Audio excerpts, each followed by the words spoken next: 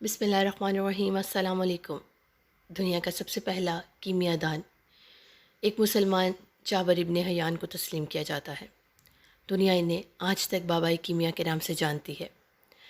اس عظیم مسلمان سائنسدان کے بنائے ہوئے مختلف کیمیکلز اور آلات کیمیا آج تک دنیا بھر میں زیر استعمال ہیں۔ جابر ابن حیان کا نام سنتے ہی مسلمان اپنے پرشکوہ ماضی پر فخر کرتے ہیں اور افسوس کرتے ہیں کہ انہوں نے کیسے کیسے نگینہ افرادوں کو اپنے ہاتھوں سے کھو دیا۔ دوستو، یہ تصویر کا محض ایک رخ ہے، کیونکہ آج تک آپ لوگوں نے اپنی درسی کتابوں میں جابر ابن حیان کے صرف کارنامے اور تعریفیں ہی سنی ہوں گی، لیکن اس ویڈیو میں ہم آپ کو جابر ابن حیان کی زندگی کے تاریک پہلوؤں سے متعارف کروانے والے ہیں کہ کس طرح سے اس عظیم مسلمان سائنسدان کی زندگی مسلسل آزمائشوں اور مصائب کی نظر ہوئی۔ اپنی زندگی میں کیا مشکلات پیش آئیں ان کے والد کو قتل کیوں کیا گیا اور ان کی والدہ کو سر بازار کوڑے مار مار کر شہید کیوں کر دیا گیا۔ علم کیمیا میں اتنے شاندار کارناموں کے باوجود بھی اس کو سزائے موت کا حکم کیوں دیا گیا۔ تو آئیے ایک مختصر جائزہ لیتے ہیں اس بے مثال انسان کی المناک داستان کا۔ جابر ابن حیان کی پیدائش 731 خراسان نامی علاقے میں ہوئی۔ جابر ابن حیان کے والد ان کے پیدا ہونے سے چند ماہ قبل ہی وفات پا چکے تھے۔ یہ وہ دور تھا کہ جب بنو عباس خلافت کے حصول کے لیے بنو امیہ سے برسر پیکار تھے۔ اس کیمیا دان کے والد حیان اموی حکومت کے خلاف عباسیوں کی جدوجہد کے ایک رکن تھے، لیکن بدقسمتی ان کی کہ یہ پکڑے گئے اور اموی افواج نے انہیں اذیتیں دے دے کر مار ڈالا۔ جابر ابن حیان کی والدہ نے اکیلے میں آپ کی پرورش کی۔ جب جابر نے ہوش سنبھالا تو ان کی والدہ نے انہیں تعلیم حاصل کرنے کی غرض سے کوفہ روانہ کر دیا، جو اس دور میں علم و حکمت کا بہت بڑا مرکز تھا۔ یہاں جابر ابن حیان نے حضرت امام جعفر صادق علیہ السلام کی شاگردی اختیار کی، کہ جن کے مدرسے میں مذہب کے ساتھ ساتھ حکمت اور کیمیا جیسے علوم بھی پڑھائے جاتے تھے۔ یہیں سے جابر ابن حیان نے علم کیمیا سے دلچسپی کا آغاز کیا۔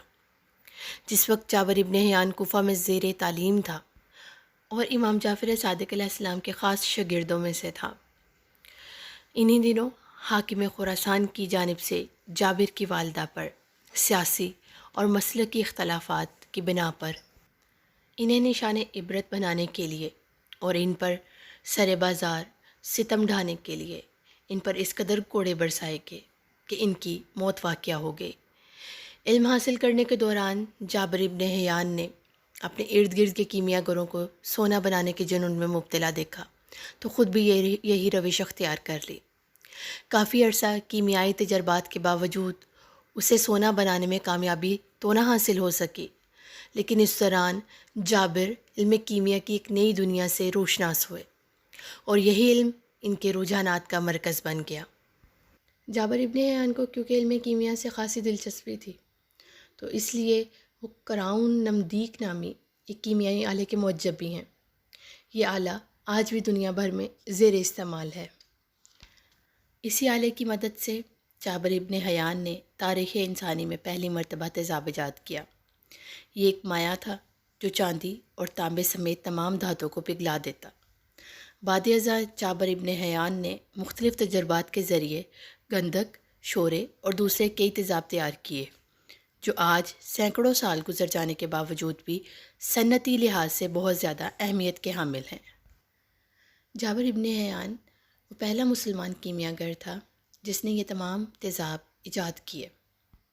اس کے علاوہ جابر ابن حیان نے لوہے کو زنگ سے محفوظ رکھنے کے لیے وارنش، فولاد کی تیاری، بارچہ بافی، خضاب بنانے کا طریقہ اور شیشے کے ٹکڑوں کو رنگین بنانے کے ساتھ ساتھ کرسٹلائزیشن کے طریقوں کی دریافت کا سہرا بھی انہی کے سر جاتا ہے۔ ایک مرتبہ خلیفہ ہارون الرشید کے قابل ترین وزیر یحییٰ برمکی کی چہیتی بیوی بہت زیادہ بیمار ہو گئی، جیسے کسی بھی معالج اور دوا سے کوئی فائدہ نہ ہوا، یہاں تک کہ یحییٰ اس کی زندگی سے مایوس ہو گیا۔ تب جابر ابن حیان اس کے پاس بطور حکیم حاضر ہوا اور علم کیمیا میں اپنے مہارت کے سبب ایک ایسی دوائی تیار کی جس سے یحییٰ کی بیوی صرف چند گھنٹوں میں صحت یاب ہو گئی۔ یہ دیکھ کر یحییٰ برمکی جابر ابن حیان کا گرویدہ ہو گیا اور اسے برمکی خاندان کے خاص طبیبوں میں شامل کر لیا گیا۔ برمکیوں کی ہی مدد سے جابر ابن حیان نے اپنی تجربہ گاہ قائم کی اور اسے علم و تحقیق میں حکومتی معاونت حاصل رہی، لیکن بدقسمتی سے کچھ ہی عرصے بعد برمکی خاندان کے تعلقات عباسی خلیفہ ہارون الرشید سے بہت زیادہ خراب ہو گئے۔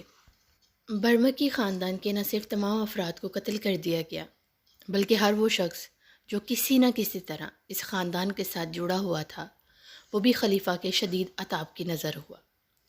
جابر ابن حیان کا شمار بھی برمکی خاندان کے نوازے ہوئے قریبی لوگوں میں ہوتا تھا، لیکن یہ عباسی خلفاء کا نشانہ بننے سے قبل ہی اپنی کتابیں اور لیبارٹری کا مختصر سا سامان لے کر بصرہ کی جانب فرار ہو گیا۔ بصرہ اس دور میں ایک پسماندہ ترین شہر تھا۔ یہاں کے لوگ تلوار، زرہ بختر اور گھوڑے کو ایڑ لگانے کے سوا کچھ نہیں جانتے تھے۔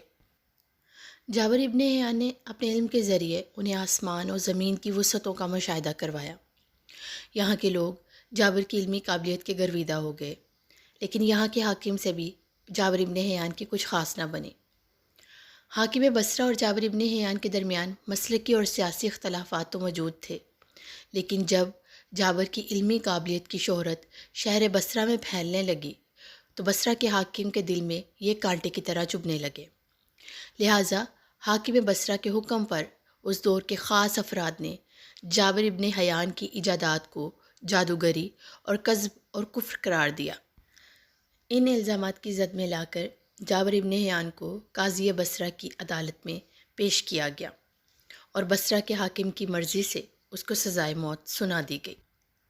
لیکن کچھ صاحب علم کی سفارشات اور جابر کی علمی خدمات کو دیکھتے ہوئے اس کی سزائے موت کو بدل کر تاعمر قید میں بدل دیا گیا۔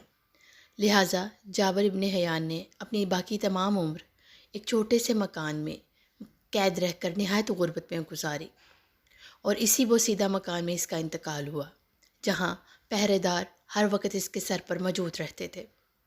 یہ انجام تھا اس شخص کا جسے آج صرف مسلمان ہی نہیں بلکہ دنیا کے تمام انسان فادر آف کیمسٹری کے نام سے پکارتے ہیں، جس کی ایجادات کئی سو سال گزر جانے کے بعد بھی کارآمد اور زیر استعمال ہے۔